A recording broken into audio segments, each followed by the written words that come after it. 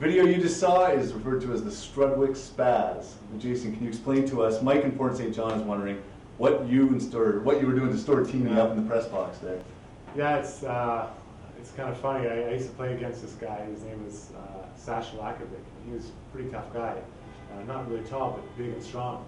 And the first time I played against him, before we even started the game, basically before the puck even dropped, he was yelling at me, telling me he was going to beat me up and kill me. He was just going crazy. He was just like shaking like a leaf. He was so excited to fight.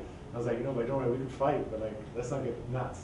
So I was just imitating the way he would just get so hyped up, and I think we ended up fighting, but I'm still alive, so I guess I made it through that one. Fair enough. That answers all those questions. We had quite a few emails about that. Yeah, no, that sounds good. I'm glad I cleared it up. Next question comes from Melissa in Camrose, and Melissa asks, Jason, what is your favorite junk food? Number one thing, I love Slurpees. I've always loved Slurpees since I was tall enough to reach the handle to pour them. I've enjoyed them, and I like Mountain Dew Slurpees. Mountain Dew Slurpees. Yes. What about, do you drink Slurpees in the winter in Edmonton as well? Well, yeah, I do now. In the States they have them, but they're not the same quality. They're a lot more airy. I don't like them, so I don't have them down here, but when summer I always have them, and now that I sneak them in every now and then. Fair enough. Next question comes from Riette in Sherwood Park. Riette asks, is it true that you are related to Scott and Rob Niedermeyer? I am, yeah, and I mean, they talk about it all the time. They just love the fact that I'm related to them. And Rob, he really looks up to me. Even though Scott's his older brother and Rob's actually older than me, he kind of looks up to me as just a bit of an idol. I know if he was here, he'd say the same thing. So, but I'm pretty lucky to have them as cousins. They, like I said, they're older than me, and they're able to give me a lot of guidance. Especially when I was younger, 16 to 20, they kind of talked about how to work out and train, and their work ethic was really good. Still is. But I'm really lucky to have as cousins, and I'm sure they feel the same way. I'm sure they do. Very cool. Yeah. Next question comes from Mark in Kingston.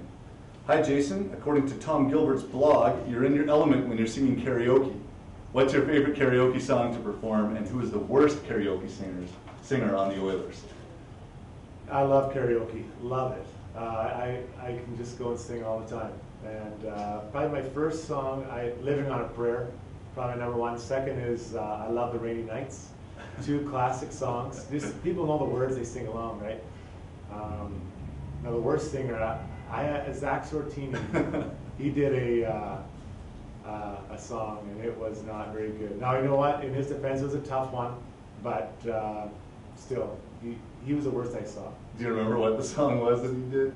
I think it was Bon Jovi, One More Night, maybe. Not a real hard song to sing, but he just didn't have a good, Zach, I'm sorry, but I just had to say it, but I'm sure if you give another chance, it'll be better. Fair enough. Next question comes from Haley in Edmonton. Haley asks, what Edmonton minor hockey team or teams do you remember playing on as a child? I grew up and I played for the Knights of Columbus through my whole, minor hockey, and it was great. You play in Edmonton, there's lots of people who play, young guys who play hockey there, and I had a lot of fun. I still talk to some of the guys. I still see them around. I can talk to them and stuff. So it's a good experience. I love minor hockey, and I like to try to support it when I can. Anyone else that you played with in Edmonton? Did they make it anywhere in the show? Not really. No, not of my direct friends. I mean, I used to play against a guy named Chris Digman. He was around a lot. He played. He won a couple Stanley Cups actually. We played against each other, and we never played together. But I mean, Edmonton and Calgary, it's a good factory of hockey players. Yeah, right on. Okay, second last question. Oh, last one now, sorry. Comes from Max in Kingsville, and Max asks you what it was like scoring your very first NHL goal. Well, I'll tell you what, it took a while. I think it was like 100 and some games. It just seemed like the goalies were playing me so well, they didn't want me to score. So I did finally pop it in against LA, and it was actually a big goal. It tied the game. We ended up getting a point, and we needed that point. But it happened so fast, it was kind of like a blur. And as I was celebrating, Ed Jovanovski came in to celebrate, and Todd Bertuzzi hit him with his stick and cut him for stitches over his eye. So he has a memory of my first goal, too. Well, Jason, thank you again very much for coming in today. It's very appreciated to know how valuable your time is on the road. I want to thank you very much. I want to thank everyone at the NHL for coming out and helping us with equipment and all that kind of stuff. So, again, this is Ask an Oiler. Tune in to EdmontonOilers.com to see who our next guest will be.